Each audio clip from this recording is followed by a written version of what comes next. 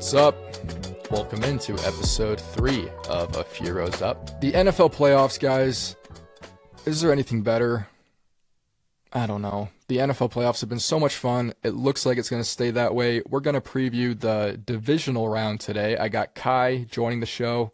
Broncos fan, Eagles fan, but just an NFL fan. And he is very knowledgeable with NFL, so be sure to stick around for that. What did not make the show is Giannis Antetokounmpo booing his own fans. If you didn't see, the Bucks were down by 30 points going into halftime, and making their way into the locker room, the home crowd in Milwaukee just let them have it. Really, really loud boos. And then early in the third quarter, Giannis gets an and one. He's on the ground, and he puts 2 thumbs down, and he boos his fans. And he gets up, and he boos his own fans. Keep in mind, they're still down by 30. They're not going to come back in that game. They didn't come back in that game. But that whole situation in Milwaukee where Giannis, I just saw that he said, I don't want to be traded. And then now Milwaukee is booing him, and he's booing them. And it's like, what is happening over there? Another thing that did not make the show is Michael Wallhead, a British inventor, apparently made a tricked out garbage can that can go 66 miles an hour. It's pretty crazy. I am not going to talk about it. I think that statement speaks for itself on who Mr. Wallhead is and how he is happier than all of us. We have a review for you today. This came from Lolo's Pastry. 5 stars. Thank you. Said, I know nothing about sports. Like, genuinely nothing. I clicked play, heard a Paris Hilton reference, and suddenly I was seated. Against all odds, the host then explained the sports situation so clearly that I accidentally understood it. Confusing, alarming, 5 stars. Thank you, Lolo's Pastry. I am glad that you accidentally understood what I was talking about. Be sure to leave a review. Like I said, we will read it on the air. So thank you so much for people who are leaving reviews. Thank you so much if you're watching this, commenting on it. I really appreciate it. This is just something that I enjoy doing, and I'm glad that some of you are enjoying it as well. But like I said, we got a good show for you today. NFL playoffs, Kai Elkins. This is A Few Rows Up.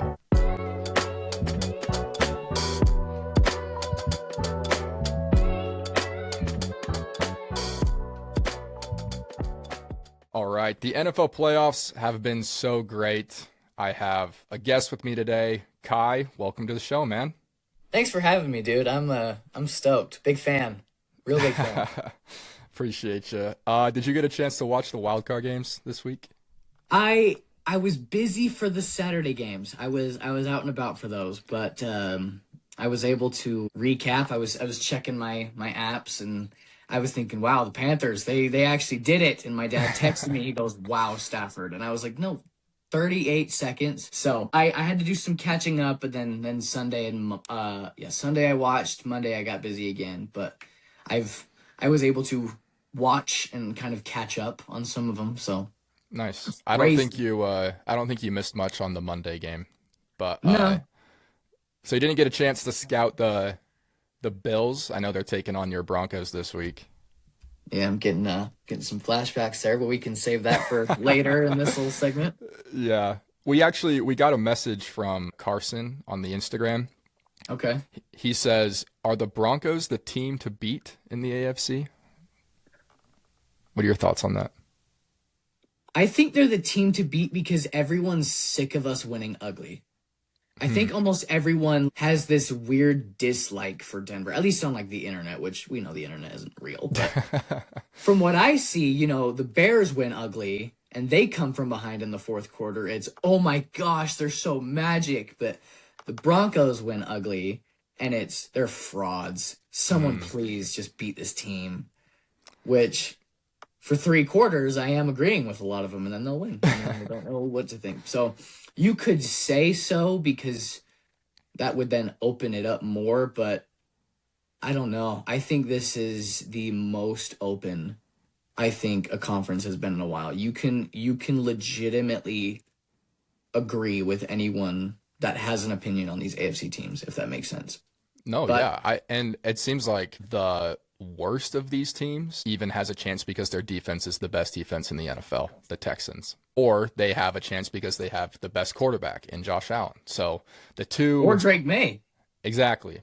Well, and also the Patriots have an elite defense. So I would Mm-hmm. say I would probably lean a little bit more towards the Patriots being the team Mm. to beat just because it seems like they have everything clicking for them right now. But as a Broncos fan, you're still a Broncos fan, right? Like because I know you followed like the Eagles too and stuff, but Yeah. So my dad lived in Philly for a couple years, so we have like a soft spot for them. Like I cheer for them, but they're Denver has always been my one. They yeah. they I don't flip flop. It's like on the NFC side, yeah, I'll root for the Eagles to do well, especially when they blow out the Chiefs. I can't really complain there. But um they yeah, they'll always be like a B team. They're like Mm, my side thing. Okay, if when the Broncos were not making the playoffs for a decade, but the Eagles were in and out of it, okay, I have some rooting interest. So I definitely support the Eagles, but if those two teams faced off, it's like I'd actively cheer against the Eagles. I'm not an yeah. Eagles fan on that day, but Well, Broncos are. they're not gonna face off because the Niners beat them. So That's right. That is right. Dang right. miraculously, they keep it going. We'll get into the Niners a little bit later, but how would you assess the Broncos season so far to people that maybe haven't watched them, but they see that they're the number one seed? How would you assess their season? I would say gritty, which is such a football word, Mm, but I think back to like the successful years with Peyton Manning and those guys, and it was record breaking offenses. And Peyton Manning, like each of his seasons, he broke a new record. I think he broke a new passing record, touchdowns record, something. And we got one Super Bowl out of it, and ironically, it was Peyton Manning being like a bottom tier quarterback, like not just mm. bad for Peyton standards, but being bad because he was bad. But we had this gritty defense that won ugly. But when you thought of those Broncos teams, you thought of Peyton Manning and that high flying offense. Now it's it's mediocre offense, and it's kind of grind you down, get you tired, right? If we're gonna make like if you were to put it in like another sport, like a boxing analogy, right? It's like let you throw punches, get you gassed out, and then in the last round, I take advantage and capitalize. But I'd say gritty. I'd say a little bit ugly at times. We lead the league in penalties. So if someone is going into this playoffs not knowing anything, to go, this Broncos team must be pretty good. I'd say, yeah, but don't expect it to be kind of a grind. Expect it to be kind of flip floppy, and you'll be on the edge of your seat. So it'll be a thriller if we're going to like the cinema world. There we go. I like it. You said that they led the league in penalties. They also are number one in red zone defense. Yes. They have a touchdown rate of just 42.6%. The Bills last week were 3 for 3 in the red zone, finishing Mm-hmm. with a touchdown. Mm-hmm. Obviously, these two teams faced last year in the playoffs. This is a rematch of that wild card game. But Yeah.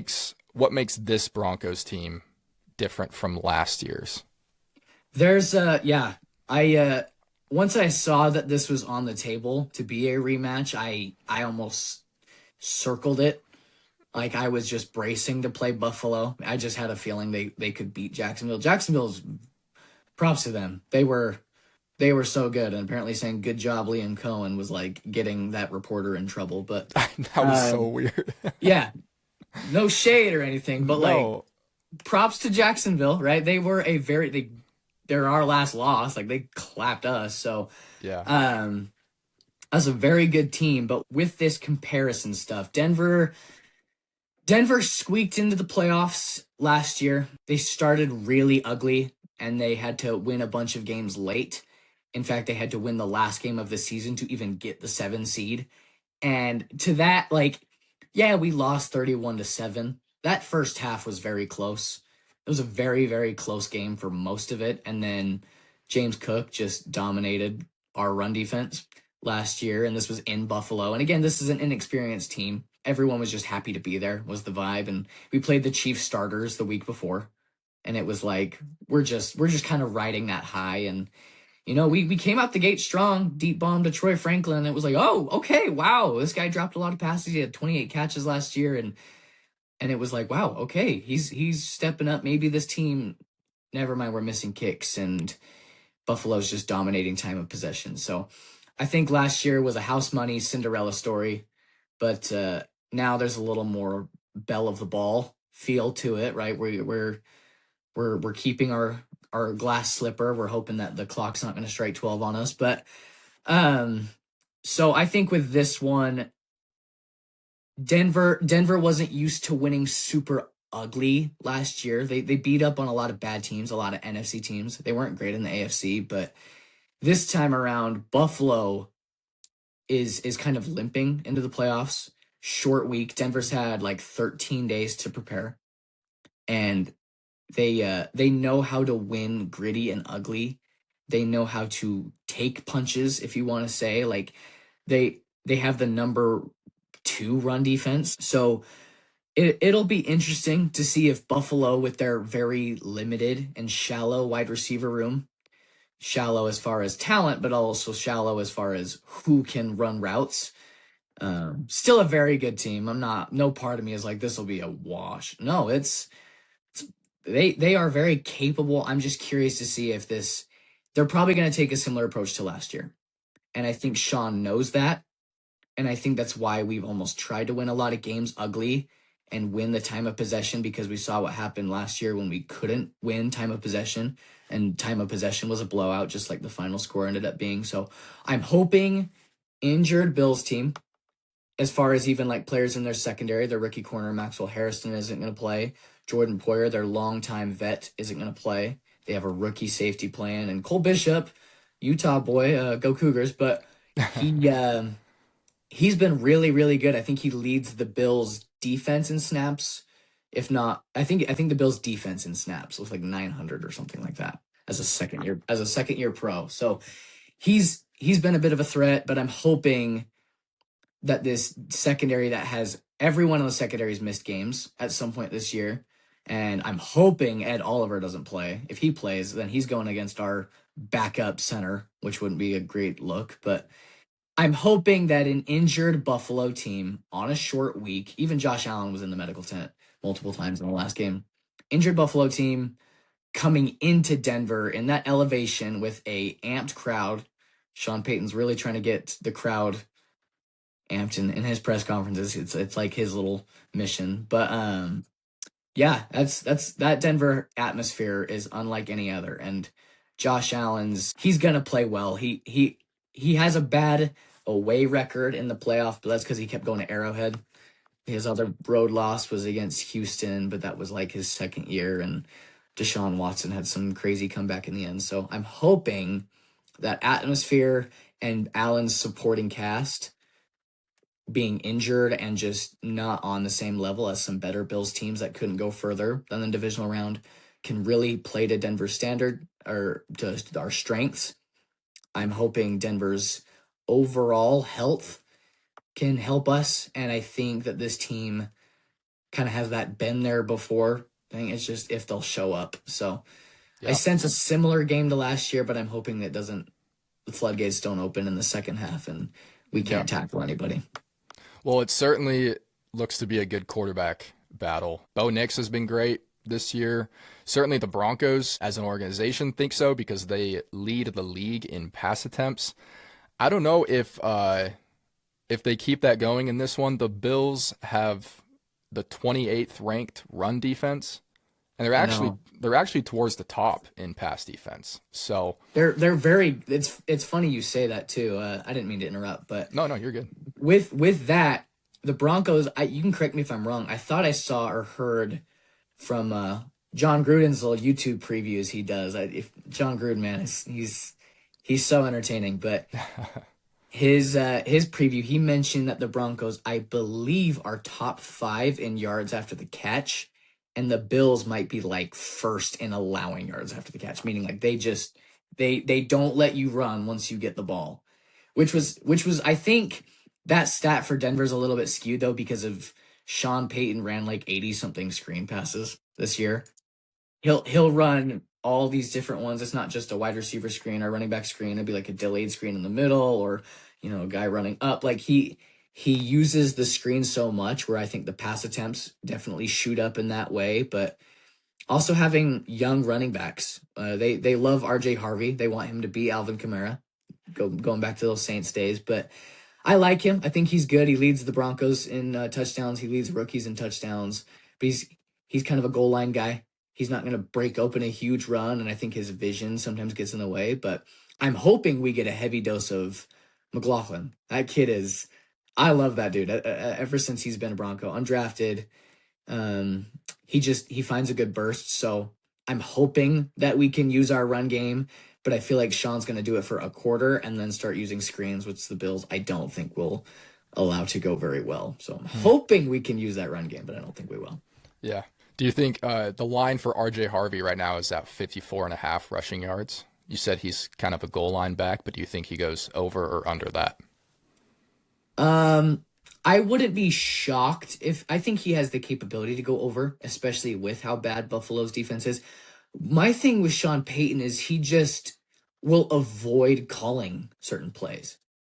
Like, I think Harvey has the ability to get over that for sure, but it's one of those where Sean will randomly just start throwing screens to Adam Troutman, and it's going to take away from stuff like that. So I think we can, if we commit to the run for longer than a quarter or like 2 series. So I definitely I can see it because he's quick. He's got a burst, but not the greatest vision. So he's kind of a screen guy now. Yeah. I mean, when the NFL playoffs come, obviously you want to do what has gotten you there. You want to dance with the girl who brought you with, okay, we are leading the league in passing attempts and we're the number 1 seed. We'll probably stick with that. But as we talked about, if the Bills are like the worst team against the run, and we saw last week when Jacksonville went away from the run, it became the Bills' game. The Bills completely controlled that game as soon as Jacksonville was like, actually, we want Trevor Lawrence to have his moment. And it's like, okay, well, you also want him to have a chance at having his next moment. You want him to make the conference championship. So, and I trust that Sean Payton is an experienced enough coach to say, okay, how do we win this game? Not just let's do what got us here, So are you picking the Broncos in this game? I'm gonna pick him. Part of it as out of obligation, but I also feel like if we really can play to this health battle on a short week, we've had the time to prepare, and I know the Broncos have been going ones versus ones, offense and defense in practice to really get everyone to close to game speed. I think this is a Broncos fan base that is going to shake the earth as far as cheering. So I'm hoping that Sean's getting these guys ready. I'm gonna pick Denver, but it is hard to bet against Josh Allen, especially the whole talk with it being perfect chance for him with Mahomes being out. So Yeah. I'm picking the Broncos, but I'm definitely I'm a little bit fearful, if that makes sense. Yeah. Allen's a threat, man. Yeah, he is. I am going to go with the Bills in this game because Cool. I bet against the Bills last game, and I don't want to do that again. So Yeah, Jacksonville was a lot more red hot than we were. You know what I mean? Like that was the hottest team in the NFL, and yeah, they got silenced at home. So yeah, I don't blame people for picking Buffalo, and actually I like that Denver has an underdog feel. That's how 2015 was, man. That's how 2015 was. There's all these similarities with this team and that Super Bowl team. The Super Bowl's in the same stadium. It's a 10th anniversary. It's in your stadium. It's a 10th anniversary Super Bowl, relying on our defense, and I'm just hoping that this home field advantage can help us go a lot further. yeah. I mean, certainly, if it was a competition with Bo Nix and Peyton Manning of who can throw a tighter spiral, pretty sure Bo Nix takes the cake on that one. Peyton Manning, that was crazy. That year, I felt like every throw was like a wounded duck that was just right on the numbers every time.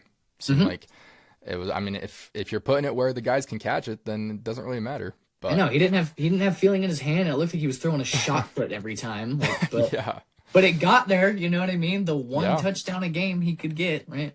yeah. Well, you mentioned that the Bills are on a short week. The other short week is the 49ers. What is the logic behind this scheduling? San Francisco faces a rested Seahawks team on a short week, and the Bears and Rams, who both played on Saturday, get to have an extra days off and play on Sunday. It doesn't make any sense to me. And I guess they don't call us the 40 whiners for no reason. So I don't want to, cry too much about that, but it does seem like Kyle Shanahan should send in a letter to the league office being, what is happening? Maybe they just want an extra advantage for the 1 seed. I don't know. But these two teams, the Seahawks and Niners, they met week 1 and week 18. The Niners won the first matchup in a close game at Seattle, and Seattle won the last game. And that game never really felt that close to me. I know like the score is pretty close, Yes. but the Seahawks were in control of that entire game. I thought that it could have gone up 21-0 in like the first quarter, but the 49ers defense held strong in that game, which was a bit of a shocker. Kai, how are you feeling about the 49ers and Seahawks game? Divisional games are tough. They're tough to pick. Especially just the thought of the Broncos advancing to the Super Bowl and having to play the Seahawks again is giving me flashbacks. I don't want to have to face that again. No. I don't want to have to face that again. But at the same time, it's kind of like your logic with the Bills, right? Like I cheer for Philly, although I was not banking on Philly to win that game. Good riddance, Patullo. But San Francisco, they just find a way. Like they really do. That team's chemistry, Yeah. Power of friendship is just willing them to so many wins. But I don't know, man, that when those 12s get loud in Seattle, I know you Oh, I know. you being from there and hating Seattle, I don't have to tell you anything, but I feel like this will be close. People want to say it's an injured Niners team and a really good Seahawks defense. This game's going to be, I think, kind of ugly. I think it's going to be all defense, as weird as that is, because the Seahawks know who to target. The Seahawks know just isolate McCaffrey, and unless, what's his name? DeMarcus Robinson? Yeah. That guy always shows up in the playoffs. Chiefs days, and I feel like wherever he's at, he makes a little bit of an impact. But I think the Seahawks know really where to isolate their attention, and they fly around, man. No pun intended. Those guys are vicious. Yeah. Like that's a good unit. So I feel like this game's gonna be ugly. I want to pick the safe bet. Seattle at home, rested, healthy. But Sam Darnold and his turnovers worry me. Yeah. They worry me. So if you guys can contain Walker and Charbonnet, I wouldn't be blown away if the Niners won. But I'm gonna pick Seattle. I don't know if we're doing picks yet, but there's my pick. Okay. Kai picks Seattle. I think the biggest difference in this game from their week 1 game, Nick Bosa being out. Yeah. Nick Bosa had that strip sack, the game-winning strip sack on Sam Darnold. And the Niners, obviously, they put their chips in other spots besides the pass rush because of Nick Bosa. So now that Nick Bosa, he tore his ACL, and that pass rush has been historically bad since then. Sam Darnold also hasn't had a touchdown against San Francisco this year. So either that changes, or like you said, this could be an ugly defensive game, and I think that bodes in favor of San Francisco if that is the case. The Seattle defense has been incredible this year, and especially their pass defense.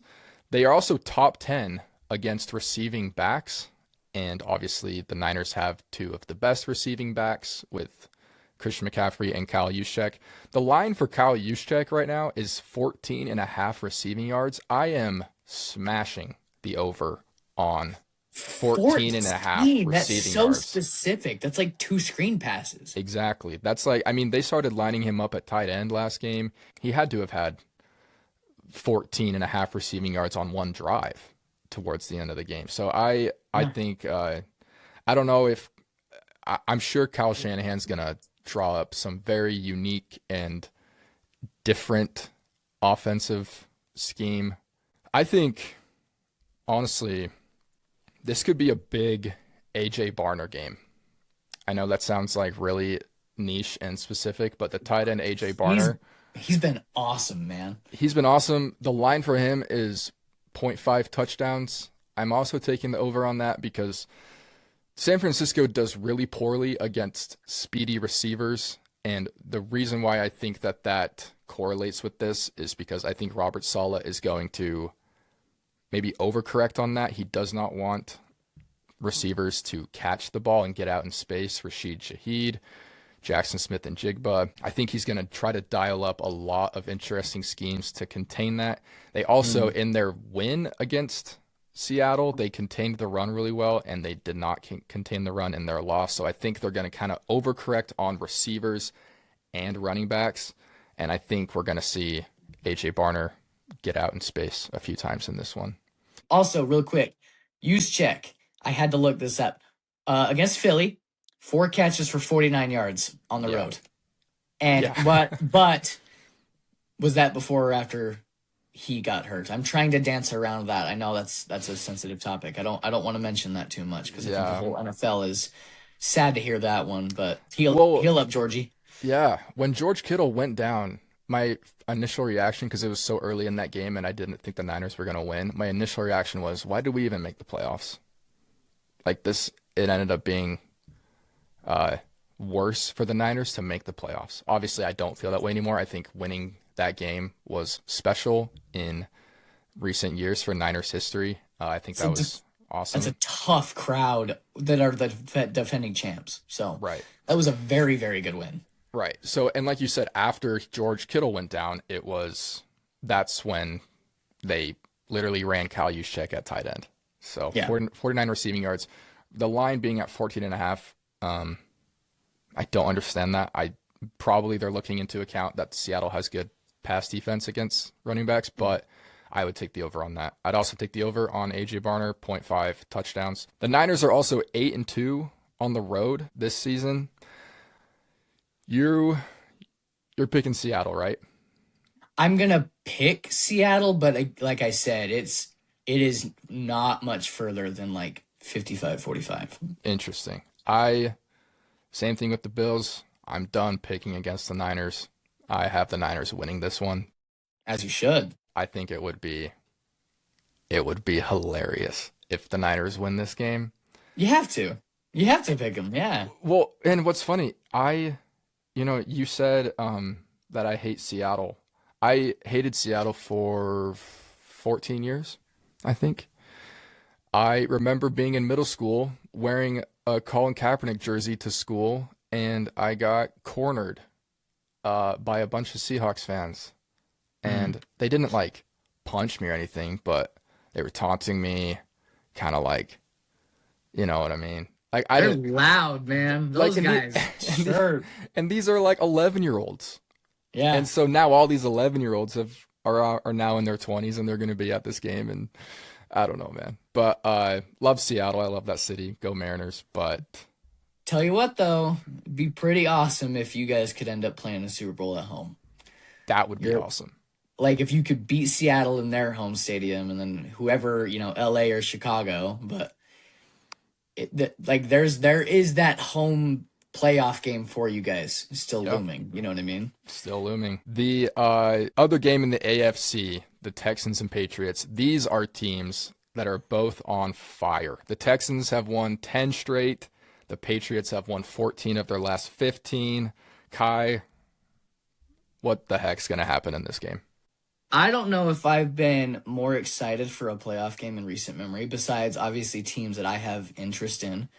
I think just for like a divisional game, like we've gotten some fantastic divisional games, especially with, the Allen Mahomes thing. We get some really good divisional games. This game, I think it's two startups. That's the thing, is it's not these two cemented franchises. It's this Houston team who has probably one of their best rosters ever, and they're still young. Like there's still room to grow. Versus a Patriots team that is kind of doing what Denver did last year of just they could be okay. Like they made a lot of moves in the offseason, which isn't a New England thing, but they're red hot. Like you said. This is gonna be, if you were gonna show a game to a football, someone that isn't as into football, I would show them a game like this, where you show them hard hits, you show them nasty defense, but you show them splash plays. This game's in New England, if I'm not mistaken. They're 2 seed, and that's a spoiled crowd. But at the same time, let's Braves got those guys going. This game's gonna be. I think it's gonna be awesome. It's not gonna be a shootout. I don't think it's gonna be a shootout at all. No, because both defenses are very good, and frankly, I don't think that Texans offense is good at all. Not good at all, but 5 fumbles and you still somehow win that game is pretty awesome. yeah, So you can't do that this game. I don't think if you have 5 fumbles against the Patriots, you're not gonna have a chance. But this Texans defense can keep you in a game. The Texans defense is what Steelers fans think their defense is. They're also the quarterback stopper. So yes, this could be Drake May's moment. I know he's had a whole year of this is Drake May's year. He's probably going to win MVP, but this could be his moment in his coming out party of 2025, 2026. This could be the thing that we see in the Drake May documentary, for example. If he was able to do well. His line right now is 225 passing yards. I think he does go over that. But the Patriots, they were 0 for 3 in the red zone last week. Drake May had that one dot, but I think it was just outside of the red zone. They were 0 for 3 in the red zone. They only had 16 points. I know the Chargers defense, people don't talk about it too much, but that is a great defense. But I do think that Houston, they have a better defense. They don't blitz because they don't really need to. They have these pass rushers, and then it allows their coverage unit to get intact and stop all that. So it's a great defense. I will say they are one of the worst in containing the quarterback run this season. Drake May, we saw him last week get out and run a few times, so I wouldn't be surprised if Drake May has like 50 yards or more of rushing in this game. For the Texans, because this is 2 elite defenses against 1 elite offense and 1 average to below average offense, I would say, in the Texans. What the Texans cannot do, they cannot get into 3rd and longs. They have to capitalize on early downs. They have to get like 4 or 5 yards on 1st down every time. However they do that, I don't know, but they're going to have to, because if it's 3rd and long, the Patriots pass rush then is just going to tee off and they can get to them. And obviously CJ Stroud, we saw him last week when he was under pressure, did not do well. And yeah, you can't get into 3rd and more than like 7, I would say. Woody Marks, his line is 56.5 rushing yards in this game. Last game, he had 112. So it would be really great for the Texans if they can establish the run. I do think that Woody Marks is going to have to be over the 56.5 rushing yards. I don't think that he will, because I don't think that the Patriots run defense matches up with the Steelers run defense. But I think that the Texans are going to need like over 100, 120 rushing yards in this game 100%. to have a chance. Nick Chubb's got to get going. If it's a low scoring game, again, it bodes in favor of the underdog. And I expect this to be a low-scoring game. This could be one of those like 13-7 final scores that we see, Yeah. or 16-10 kind of thing. Hmm. I think for me, I am going to pick the Patriots in this game. It is funny though, like you said, these are two teams who are like they've had their rebuild. They're both kind of not new to the playoffs, but like Expectations. new to expectations. Exactly. So it could be interesting. I don't know. I'm picking the Patriots. Who are you picking in this game? I'm gonna pick the Texans, man. I really am. I think this is not like a diss to the Patriots at all. And it's one of those where every single game, especially with the way this season has gone, you can't be shocked with any result anymore. Yeah. So there's no part of me that would be shocked if the Patriots won. But I don't know, man. This Texans team, they're just violent. Like if I had to give a word, they are violent. I think their defensive matchup, like player for player, heavily dominates New England. It's a guy like Travion Henderson who I'm curious of, because then if you can get that pass rush of Will Anderson, Danielle Hunter, like hesitant, right? Or even guys like Sheldon Rankins, not as eager to rush May. Travion Henderson can make a lot of plays, but guys like Kayshawn Booty and I don't know, Stingley he's up there. I'm a Surtain Yeah. guy, but he's giving Surtain a run for his money as far as who's the best. So I think Houston plays very, very physical. And I hate this argument for NFL fans. I think it's kind of a casual take, but people make the argument for the Patriots. What defense have they played? Like that Chargers, Jesse Minter, that defense, they are just as violent. They will grind. And New England showed they knew how to win ugly. But at the same time, it wasn't the healthiest unit. I think this is a healthy Texas unit who is far superior to the Chargers. Chargers are well Yeah. coached, and obviously the Texans are too. So I'm gonna pick the Texans because I think they can get the same splash plays and the deep bombs from CJ. It's just if CJ can get the ball out, he loves to hold on to it. Yeah. But when he gets in a groove of choosing his routes, he's got capable guys. But like you said, is the weight going to be all on CJ, or is he going to get, let's say, 160 yards combined from his running backs? Like can Yeah. can he get the help? Can he keep the Patriots offense off the field? But it's the famous saying, defense wins championships. I'm going to pick Houston because I do think they are violent. They have this young energy, even with some vets. They are just chomping at the bit and ready to kill, I think so. Yeah. It's so interesting that the AFC, you said earlier that it's kind of wide open right now, but Mhm. when you look at the best defenses in the NFL, obviously like the Seahawks are in the NFC, but it seems like every other like really elite defense is in the AFC. I mean, we've talked about three of them already.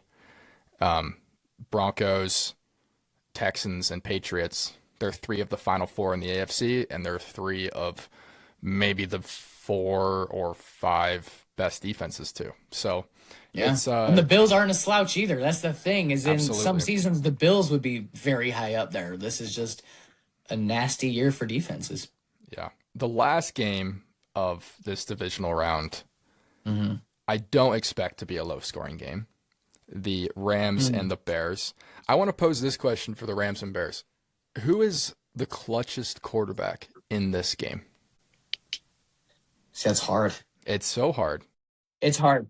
Stafford is fifth all time with Yeah. 54 game winning drives. He has 4 in the postseason. He had 3 in the Rams 2021 Super Bowl run, just alone.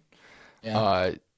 The Bears, meanwhile, are the first team to win 7 games when they trailed in the last 2 minutes of play this season. So Caleb Williams, obviously, he's got that clutch thing. Stafford is maybe the clutchest quarterback playing right now. And this could be so interesting. If it's like a 1 possession game, you have to just immediately bet on whoever has Who the has ball, the ball? who has Yep. the ball last.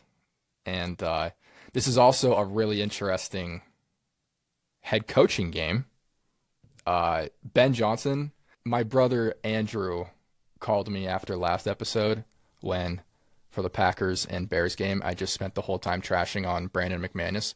But Andrew called me right after and said, "Bro, you gotta give Ben Johnson his flowers." And I totally see it. Ben Johnson, he had the top ranked scoring offense when he was in Detroit as their offensive coordinator. He leaves, Detroit misses the playoffs, and the Bears, they look like this. So, Well, the Lions had to go through multiple play callers too. Campbell had an OC calling plays, and he actually took the play calling duties. So not only did they not make the playoffs, there was some indecision over there. Like there was chaos, and it became a juggling thing. So Ben Johnson clearly had an impact. What I wanted to quickly say with both of these coaches is they're so similar. Like when Sean McVay came onto the scene, he was the young hot commodity, right? It was like you want this guy because he's young. There's a future with him, and he's obviously good. What I love about both of these coaches is that they get that look in their eye. They are obsessed with football. They're not just good play callers. Like you could say Matt LaFleur is a good play caller. No part of me would say Matt LaFleur is obsessed with football. and obsessed with winning. Yes, I think these two coaches are obsessed with winning. Yes, Sean McVay and Ben Johnson probably piss off their families with how much they are working. I wouldn't be shocked if they slept at their office more than their own homes this year. You know what I mean? Like they're so obsessed, but they are such player coaches. They're not Kurt Signetti, who is, trying to like be this, not trying. That guy's a dog, but like they love their players. The players love them because they are younger as far as NFL coaches go. Sean Payton's one of the oldest head coaches, and like players love him. He loves his players, but he kind of has that old school listen to me mentality. Yeah. It feels like McVay and Johnson, while also being wizards and nerds, frankly, they are so obsessed and they're almost psychopaths about it. Yeah. And that's where it brings that entertainment. You know what I mean? Absolutely. Real quick, I saw you bring up Kurt Signetti. I saw this meme, and it was Kurt Signetti and Fernando Mendoza comparing it to Carl Fredrickson and Russell from Up, and I thought that was on the money, dude. It was so good. It was so. That is exactly right. That is so good. But yeah, like you said, Ben Johnson and Sean McVay, it seems like they've totally just fit in with their teams, and I feel like they can go and like they could go clubbing with their players or something like that. Like they're just like so tight, such a tight unit. The thing that's so interesting about the Bears, because obviously Ben Johnson, he got there for offensive capabilities, and he's more than showed up for that. But the Bears defense, you look at their season, they're 29th in total defense, they're 22nd in pass defense, 27th in run defense, and then I don't know if I've ever seen this before with a defense ranked that poorly. This is what keeps them in games. They are first in interceptions. Mm-hmm. And I don't think it's that close, right? No, it's not. It is not. They're like far and away number one. Yeah. But that's where, really quick, to answer your question earlier about who's the clutchest. Yeah. Stafford, like he had a stretch this season where he didn't throw like a pick in however many games. He was on my fantasy team, so he did well. The rest of the team, not so much, but it's fine. This one's going to be interesting. It's going to be Stafford versus the secondary, but not in a way of his receivers. Is he going to throw those picks? Is Detroit Stafford? He would throw some picks. Like he's kind of a gunslinger, but clutchness, is it who's going to make the mistake first? That one's going to be interesting because is Stafford going to carve them up, or are they going to get that one costly turnover? You know what I mean? Yeah, and it's certainly possible. I do think the Rams, with their receivers, like with that little stick route that Puka does, or he just is always open over the middle, and it seems like it's difficult to get an interception when you're lined up against Puka because he fights for every single ball that's thrown his way. He catches pretty much everything.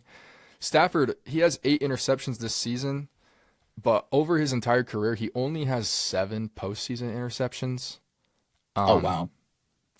He didn't have an interception last week, so that's a good sign.